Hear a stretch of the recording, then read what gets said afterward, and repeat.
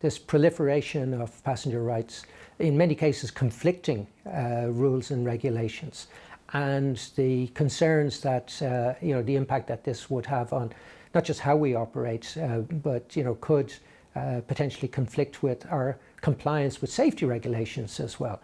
So it's a very complex area. The bottom line here is that ultimately consumers are going to pay the additional costs that are being faced by the industry, because going back to what we talked about margins, with margins of 3%, there's no way the industry can absorb the additional or the potential additional costs that we'll face.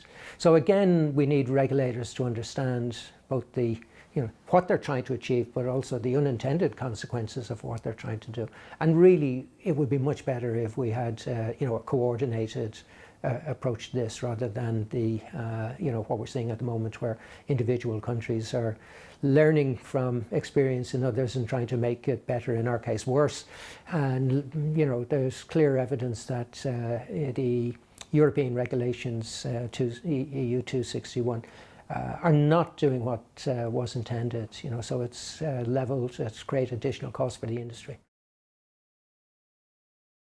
I think they listen, and I think they have some sympathy, but they're afraid to do anything because they believe that these regulations are perceived to be very consumer positive, consumer friendly, and concerned at the reaction of consumer groups if they try to change it. So while behind closed doors they might well admit that the consequences of these regulations are not what was intended, and in many cases have gone well beyond what was intended by the regulation because of the way they've been interpreted by the courts.